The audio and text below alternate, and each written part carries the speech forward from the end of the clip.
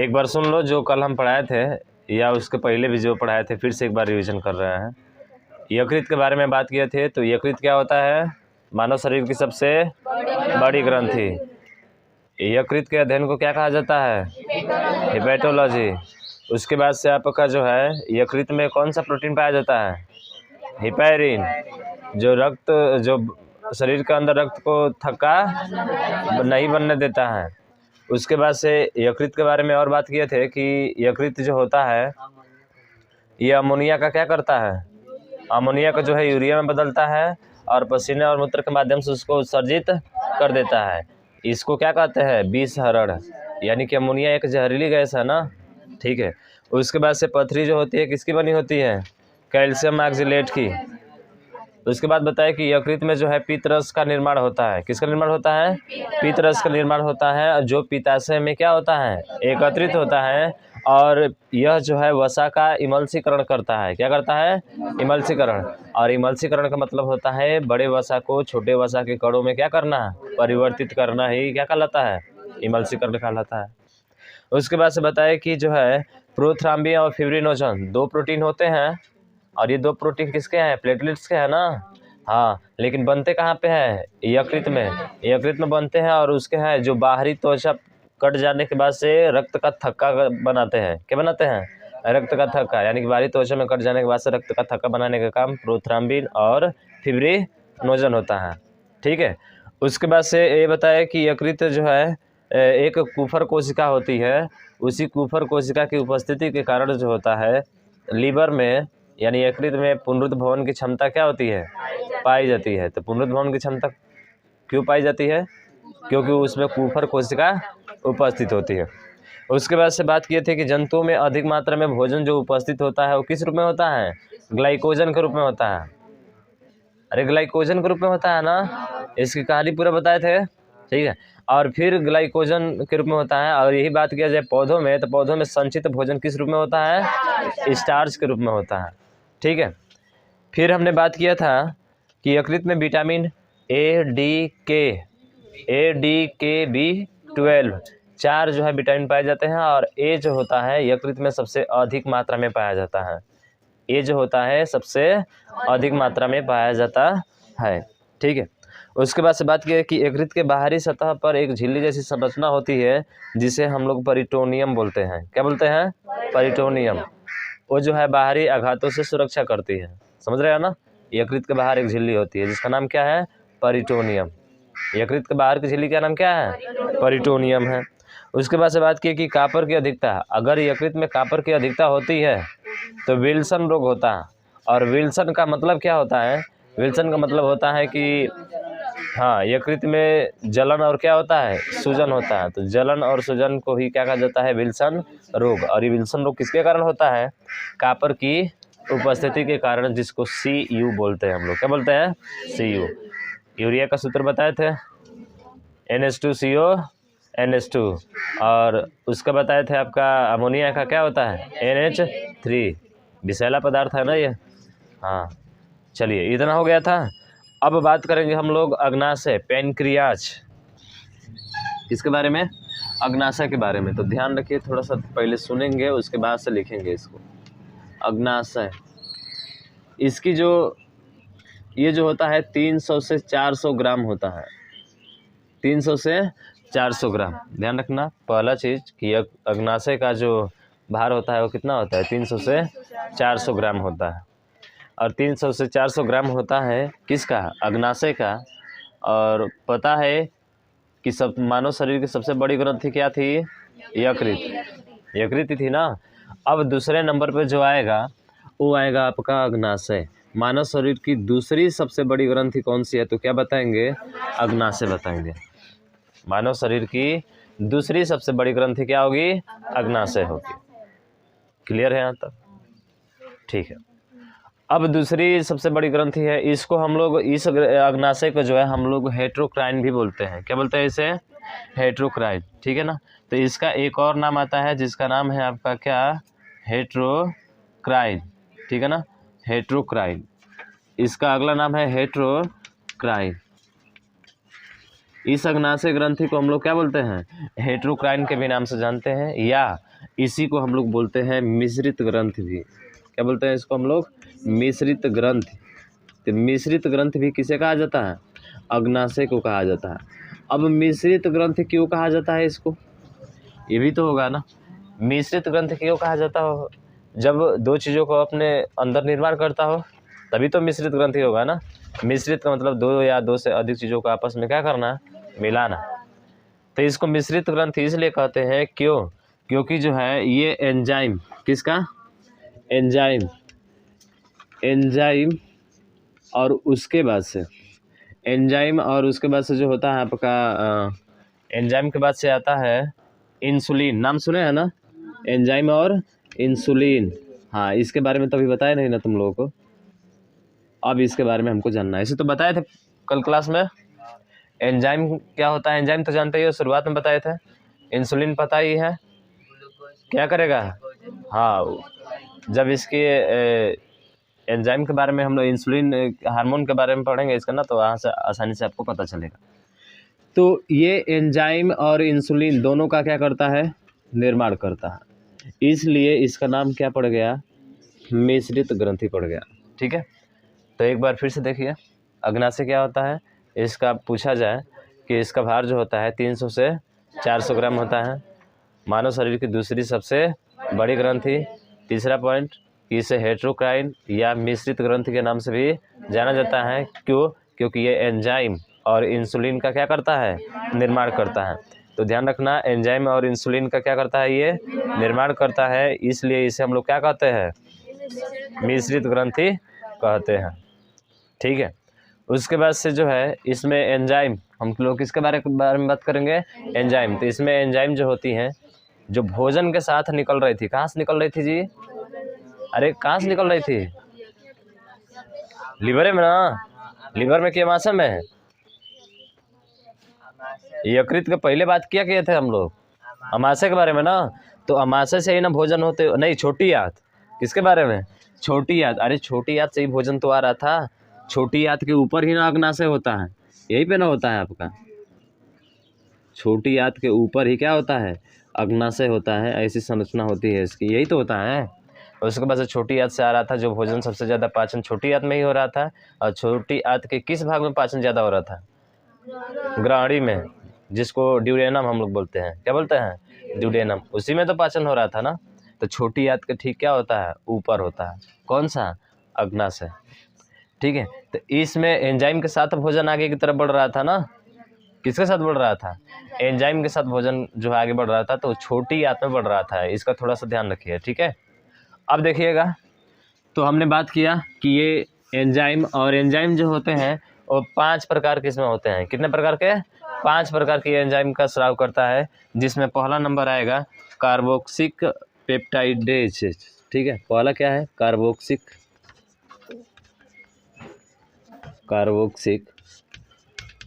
Peptidase. ठीक है, पहला है आपका कौन सा, कार्बोक्सिक पेप्टाइडेज। ठीक है, पेप्टाइडेज है, ठीक है ना, पहला क्या है, कार्बोक्सिक पेप्टाइडेज। ठीक है ना, पेप्टाइडेज। ठीक है, पेप्टाइडेज इसको बोलते हैं हम लोग। ठीक है, थोड़ा सा उरेप नाम है, क्योंकि साइंस हमारी लैटिन भाषा से हुई है ना, साइंस की उत्पत्ति लैटिन भाषा से हुई है। ठीक है, इसीलिए थोड़ा सा इसके वर्ड जो होते हैं क्या होते हैं, कठिन होती हैं। ये क्या करता है, तो ये जो है पेप्टोन को, ठीक है, ये जो है पेप्टोन को जो है आपका एक मिनट, ये प्रोटीन को जो है ना, ये प्रोटीन को पेप्टोन में बदलता है, किसमें, हाँ, पेप्टोन प्लस ये जो है आपका आता है पेप्टाइड, यानी कि पेप्टोन को किसमें बदलता है, ये पेप्टोन और पेप्टाइड में कौन बदलता है, प्रोटीन को। तो प्रोटीन को जो है ये क्या करता है, पेप्टोन और पेप्टाइड में क्या कर देता है, चेंज कर देता है, बदल देता है। जो पहला हार्मोन है आपका कौन सा, कार्बोक्सिलिक पेप्टाइड, हार्मोन नहीं एंजाइम है, सॉरी, हार्मोन बोल रहे हैं बाबा, ये क्या है आपका, एंजाइम है। ठीक है, तो ये पहला हो गया। दूसरे नंबर पे जो आता है वो है आपका पैनक्रियाटिक एमाइलेज,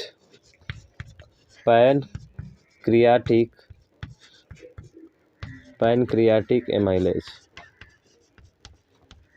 केवल हमको याद रखना है कि ये किसको जो है किस रूप में क्या कर रहा है, बदल रहा है। तो दूसरा क्या है, दूसरा है आपका पैनक्रियाटिक एमाइलेज। ये क्या करता है कि ये जो है आपको कार्बोहाइड्रेट को माल्टोज में बदलता है।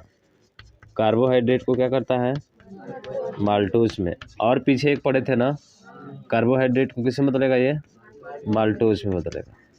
ठीक है, ये होगा पैनक्रियाटिक एमाइलेज। तीसरे नंबर पे जो आता है वो है आपका कार्बोक्सिक पेप्टाइडेज, तो हो गया ना। हाँ, आपका ट्रिप्सिन होता है, ट्रिप्सिन। अगला जो एंजाइम है वो कौन सा है आपका, ट्रिप्सिन है। ठीक है, एक मिनट, गलत थोड़ा सा लिख दिया हम लोग, पेप्टोड को पेप्टाइड में। ठीक है, ये पेप्टोड, ये टोड यहाँ पे ड करिए जरा। पेप्टोड को किस में बदलेगा, पेप्टाइड में बदलेगा, प्रोटीन को। ठीक है ना, पूरा गलत कर दिएगा। एक मिनट, ये पूरा जो है चेंज हो गया थोड़ा सा, इसको मैं डाल देता हूँ। इसको लिखिए पहले, यहाँ तक लिखिएगा, लिखिए इसको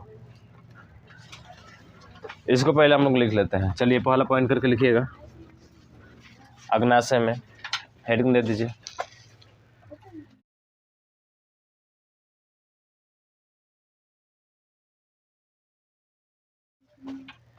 हेडिंग देकर लिखिएगा, अग्नाशय में हमारे शरीर की दूसरी सबसे बड़ी ग्रंथि, हमारे शरीर की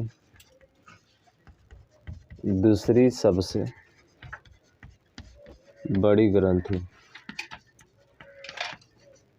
हमारे शरीर की दूसरी सबसे बड़ी ग्रंथि पूछे तो अग्नाशय। ठीक है,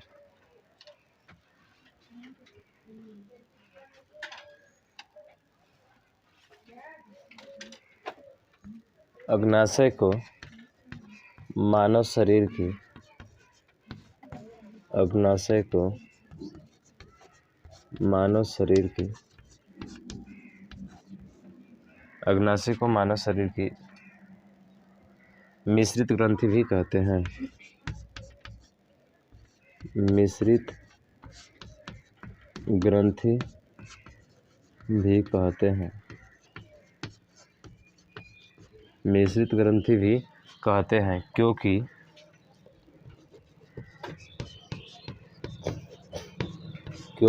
यह एंजाइम, क्योंकि यह एंजाइम तथा इंसुलिन का निर्माण करती है, इंसुलिन का निर्माण करती है, इंसुलिन का निर्माण करती है। अग्नाशय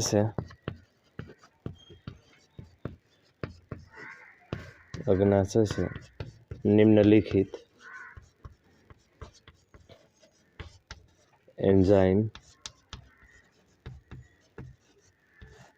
स्रावित होते हैं, निम्नलिखित एंजाइम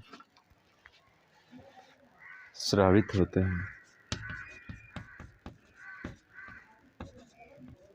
स्रावित होते हैं।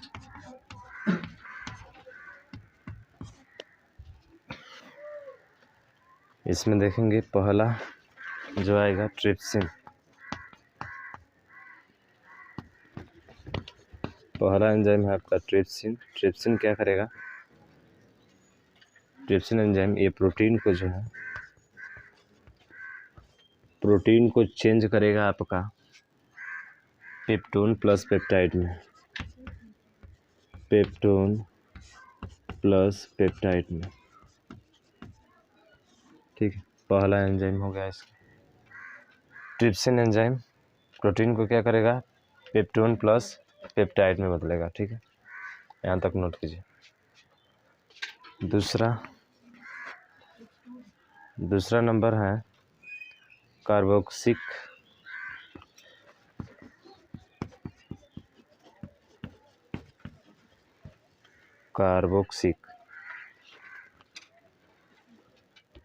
पेप्टाइडेजेज।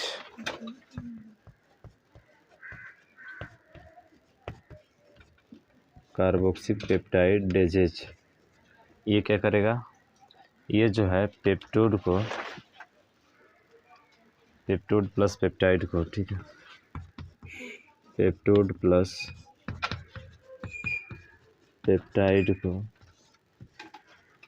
पेप्टोड प्लस पेप्टाइड को जो है अमीनो अम्ल में बदलेगा, अमीनो अम्ल में,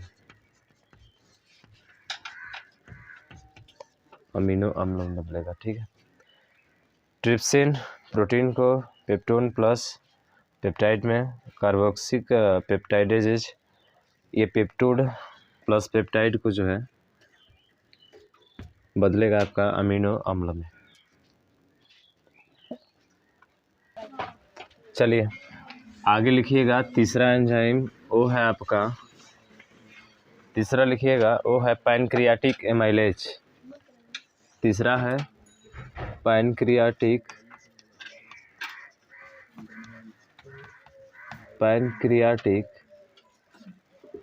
एमाइलेज,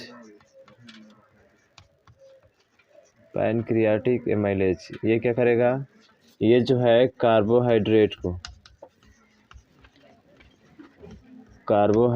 को माल्टोज में बदलेगा। किसे बदलेगा, कार्बोहाइड्रेट की जो है माल्टोज में बदलेगा, माल्टोज में, ये कार्बोहाइड्रेट को माल्टोज में बदलता है, ठीक है, पैनक्रियाटिक एमाइलेज। अगला है पैनक्रियाटिक माल्टेज, ये दोनों सेम है, थोड़ा सा अंतर है, पैनक्रियाटिक माल्टोज, पैनक्रियाटिक माल्टोज। अच्छा पैनक्रियाटिक माल्टोज क्या करेगा, माल्टोज में माल्टेज है, पैनक्रियाटिक हाँ चौथा नंबर है, 4 नंबर है पैनक्रियाटिक माल्टेज। ये माल्टोज को किस में बदलता है जी, ग्लूकोज में, पता है ना, माल्टोज को किस में बदलेगा, ये जो है ग्लूकोज में। जितना ज़्यादा भोजन उतनी ज़्यादा मात्रा में क्या बनती है, ग्लूकोज बनती है, और उतना ही ज़्यादा हमको एनर्जी मिलती है, ठीक है। 5वां नंबर पे जो आता है, 5वें नंबर पे आता है वो है आपका पैनक्रियाटिक लाइपेज, ठीक है, पैनक्रियाटिक है, पैन लिख रहे हैं हम लोग, पैनक्रियाटिक लिखेगा, पैनक्रियाटिक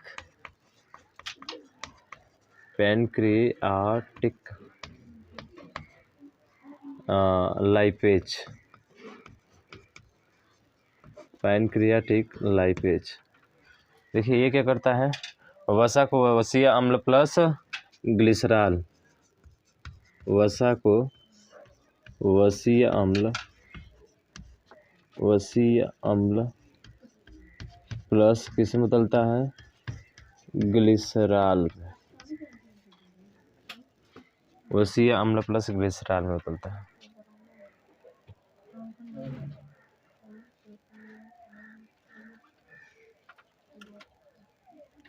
देखिए अग्नाशय के बारे में सबसे पहले अध्ययन जो है लैंगरहैंस ने किया था, ठीक है, तो ध्यान रखिएगा, हाँ लाइपेज है, लाइपेज।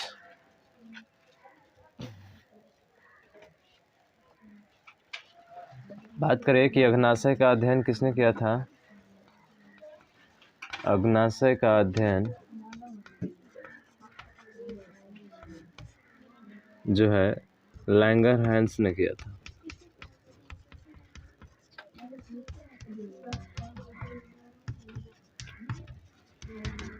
अग्नाशय का अध्ययन किसने किया था, लैंगरहैंस ने किया था, ठीक है।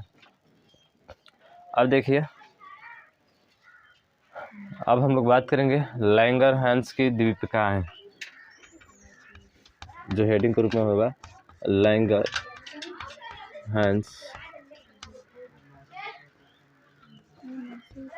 की द्वीपिकाएं।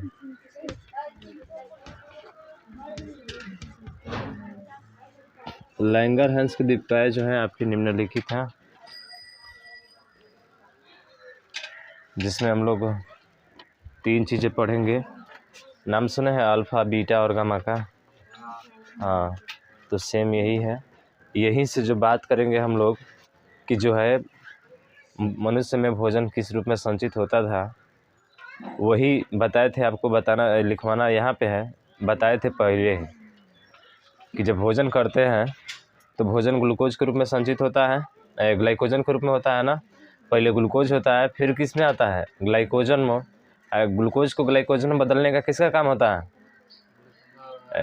ग्लाइकोजन मतलब ग्लाइकोजन में किसका काम होता है बताओ, इंसुलिन का काम होता है। किसका काम होता है, इंसुलिन का। और इंसुलिन ले जाकर जो है इसको किस में एकत्रित कर देता है, यकृत में कर देता है, पीछे बताए थे। उसके बाद से फिर से क्या होता है, जब सुबह होता है तो काम करना पड़ता है, तो एनर्जी कहाँ से आती है, एक ग्लूकेगॉन हार्मोन होता है ना।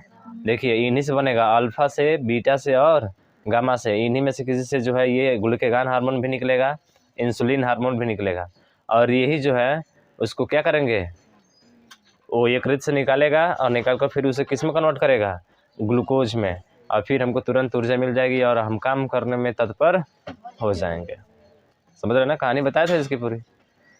वही चीज़ें आप फिर से आपके सामने आने वाली है एक बार और, ठीक है। तो यहाँ पे अग्नाशय में निम्नलिखित एंजाइम स्रावित होते हैं, जिसमें पहला है ट्रिप्सिन। ये प्रोटीन को क्या करता है, पेप्टोन प्लस पेप्टाइड में बदलता है, ठीक है। कार्बोक्सिलिक पेप्टाइडेजेस क्या होता है, ये पेप्टाइड को क्या करता है, अमीनो अम्ल में बदलता है। फिर से पैनक्रियाटिक एमाइलेज कार्बोहाइड्रेट को माल्टोज में, फिर पैनक्रियाटिक माल्टोज को क्या करता है, ग्लूकोज में। पैनक्रियाटिक लाइपेज क्या करता है, वसा को वसीय अम्ल प्लस ग्लिसरॉल में बदलता है, ठीक है। अग्नाशय का अध्ययन किसने किया था, लैंगरहंस ने किया था। लैंगरहंस की दीपिकाएँ हैं, देखिए इसकी 3 दीपिकाएँ हैं, एक है अल्फा, दूसरा है बीटा और तीसरा है गामा। तो चलिए इसके बारे में हम लोग देख लेते हैं। थोड़ा सा लिख लिया है ना, लिख लिया है कि नहीं, हाँ। तो देखिए लैंगरहंस की दीपिका में पहला आएगा अल्फा सेल। क्या आएगा, अल्फा सेल, यानी कि अल्फा कोशिका। क्या बोलते हैं इसको, अल्फा कोशिका या अल्फा कोशिकाएं लिख लीजिए, अल्फा कोशिकाएं। एक मिनट, अल्फा सेल, ठीक है ना, हाँ अल्फा कोशिकाएं। दूसरा आता है कौन सा, बीटा सेल। देखिए कैसे बन रहा है, बीटा सेल यानी कि बीटा कोशिकाएं, अल्फा सेल कोशिका ही लिखिए, बीटा कोशिका। और तीसरा क्या आता है, गामा।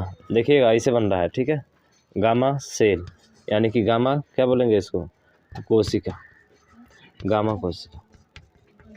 देखिए तीनों का अलग अलग काम है, अल्फा सेल का क्या करता है और गामा कोशिका क्या करती है। अभी लिखे नहीं हो का जी, लिख रही हो अभी। देखिए अल्फा सेल जो होता है ये ग्लूकेगॉन हार्मोन बनाता है, जो बात किए थे ना, ग्लूकेगॉन हार्मोन। अल्फा सेल जो होता है कौन सा हार्मोन बनाता है, ग्लूकेगॉन हार्मोन बनाता है, ठीक है। और बीटा सेल जो होता है ये क्या बनाता है आपका, इंसुलिन हार्मोन, इंसुलिन हार्मोन। तो इंसुलिन हार्मोन कौन बनाता है आपका, बीटा कोशिका, ठीक है। और ये गामा कोशिका जो है ये बनाता है सोमैटोस्टेटिन हार्मोन, ठीक है। सोमैटोस्टेटिन हार्मोन कौन सा बनाता है आपका, गामा कोशिका, ठीक है। तो गामा कोशिका क्या बनाती है आपकी, सोमैटोस्टेटिन हार्मोन। बीटा कोशिका क्या बनाती है, इंसुलिन हार्मोन। अल्फा कोशिका क्या बनाती है, ग्लूकेगॉन हार्मोन, ठीक है।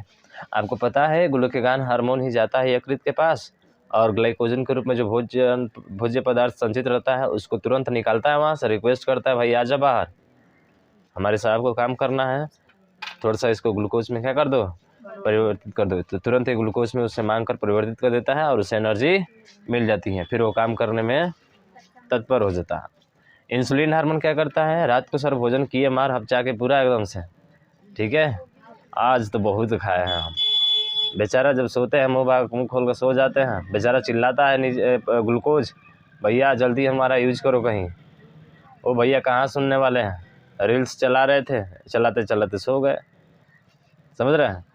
फिर कहा कि ठीक है भैया लगता है आप सो गए हैं, अब कुछ करने वाले नहीं हैं, इसलिए तुरंत इंसुलिन हार्मोन निकलता है वहाँ से, निकल कर इसको ले जाकर सीधा यकृत में क्या कर देता है, स्टोर कर देता है। किस रूप में? ग्लाइकोजन के रूप में। ये दोनों एक दूसरे को उल्टा दिख रहा है ना। ये ग्लूकेगान क्या कर रहा है, ग्लाइकोजन को ग्लूकोज में बदल रहा है, और इंसुलिन क्या कर रहा है, ग्लूकोज को ग्लाइकोजन में बदल दे रहा है। समझ रहा है ना। हाँ, उसके बाद से एक अगला जो देख रहे हैं जिसका नाम है सोमैटोस्टेटिन। क्या नाम है जी इसका? सोमैटोस्टेटिन हार्मोन जो है, ठीक है, कौन बना रहा है आपका? गामा कोशिका। तो ये क्या करता है? हाँ, बी है, ऐसे थोड़ा सा ऊपर की तरफ बनाना, ठीक है, पूरा बी मत बनाना। गामा जो सोमैटोस्टेटिन हार्मोन होता है, ये क्या करता है, ये इन दोनों का मास्टर है, ना इसको ज़्यादा बनने देता है और ना ही इसको ज़्यादा बनने देता है। यानी कि ग्लूकेगान हार्मोन और इंसुलिन हार्मोन को जो है कंट्रोल करने का काम कौन करता है? सोमैटोस्टेटिन। सोमैटोस्टेटिन, ठीक है ना। सोमैटोस्टेटिन क्या करता है, इन दोनों को जो है अधिक मात्रा में बनने नहीं देता है, ठीक है। और ये शरीर के तापमान को भी नियंत्रित करता है। जो हमारा शरीर का टेम्परेचर है ना, उसको ये नियंत्रित करता है, कंट्रोल करता है शरीर के तापमान को। तो शरीर के तापमान को जो है कंट्रोल करने का किसका है? गामा कोशिका है। और इन दोनों पे अधिक मात्रा में न बनने देना किसका काम है? सोमैटोस्टेटिन हार्मोन का है, ठीक है। और बाकी समझ गए तो लिखना है हमको। ये लिख लिया है, ये लिख लिया ना। अब नीचे लिखिएगा, जब ये लिख लिया तो इसके नीचे लिखिएगा, हेडिंग दीजिएगा पहला अल्फा सेल, यानी कि अल्फा कोशिकाएं। अल्फा कोशिकाएं हेडिंग दीजिएगा।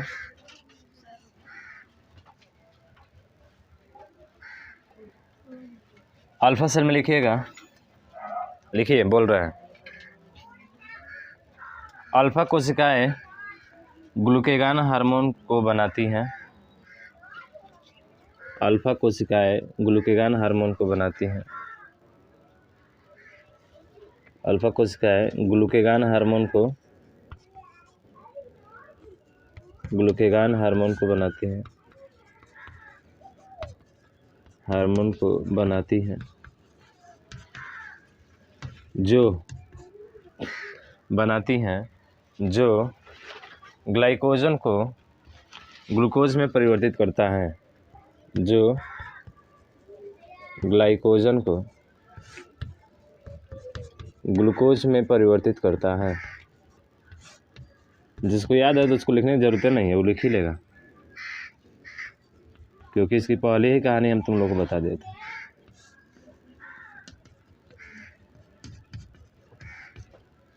क्योंकि ग्लाइकोजन को ग्लूकोज में परिवर्तित कर देता है, ठीक है।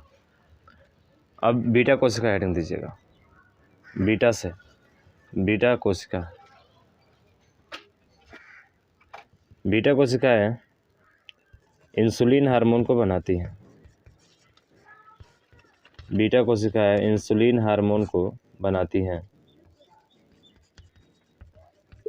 इंसुलिन हार्मोन को बनाती हैं, जो क्या करेगा, ये ग्लूकोज को कैसे बदलेगा? हाँ, जो अधिक मात्रा में उपस्थित ग्लूकोज को, जो अधिक मात्रा में उपस्थित ग्लूकोज को, जो अधिक मात्रा में उपस्थित ग्लूकोज को, उपस्थित ग्लूकोज को, ग्लूकोज को, अधिक मात्रा में उपस्थित ग्लूकोज को ग्लाइकोजन में परिवर्तित करके, ग्लाइकोजन में परिवर्तित करके, चाक दो जी है, परिवर्तित करके, परिवर्तित करके यकृत में संग्रहित करता है, यकृत में संग्रहित, यकृत में संग्रहित करता है। हाँ, यकृत में संग्रहित करता है। यकृत में संग्रहित करता है। अब पता है कि इंसुलिन की कमी से क्या होता है जी? मधुमेह, डायबिटीज। क्या?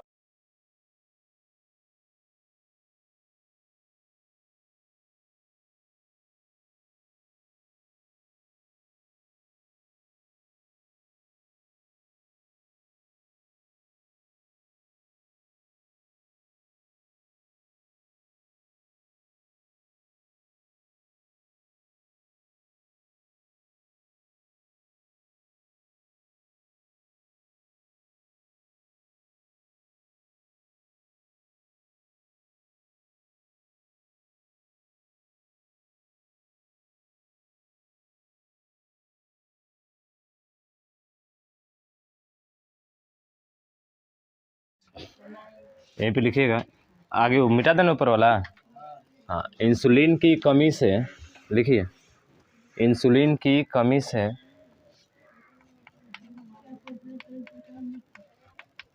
इंसुलिन की कमी से इंसुलिन की कमी से डायबिटीज, इंसुलिन की कमी से डायबिटीज या मधुमेह, डायबिटीज या मधुमेह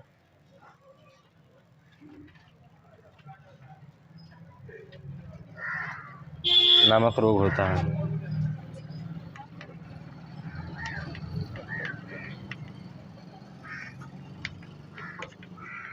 यहाँ पे थोड़ा सा चेंज कर लीजिए, यहाँ पे कुछ लिख लीजिएगा मेलिटस, डायबिटीज मेलिटस, ठीक है, डायबिटीज मेलिटस लिख लीजिएगा। डायबिटीज मेलिटस या मधुमेह नामक रोग होता है।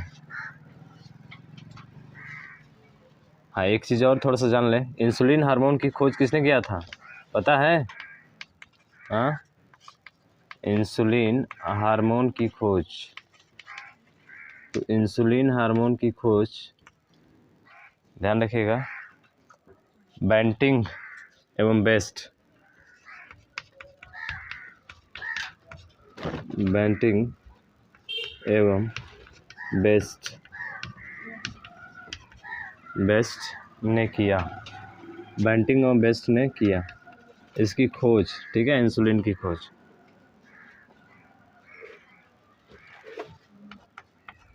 इंसुलिन हार्मोन में एक और पॉइंट, इंसुलिन हार्मोन में जिंक माने क्या बोल, जेड, जिंक की अधिकता होती है।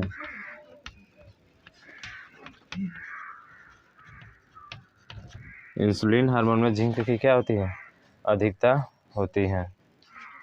अब है अगला गामा कोशिका, गामा से गामा कोशिकाएं, गामा कोशिकाएं सोमैटोस्टेटिन,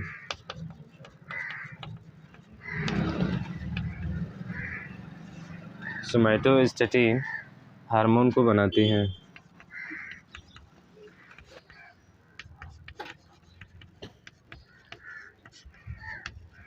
हार्मोन को बनाती है जो इंसुलिन और ग्लूकागॉन हार्मोन को, जो इंसुलिन और ग्लूकागॉन हार्मोन को, और ग्लूकागॉन हार्मोन को,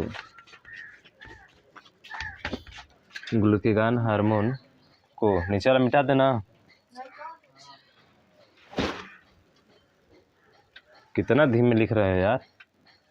और ग्लूकागॉन हार्मोन को अधिक मात्रा में बनने नहीं देता है, अधिक मात्रा में बनने नहीं देता है।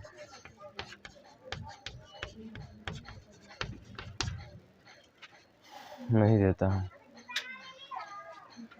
यह शरीर के तापमान को भी, यह शरीर के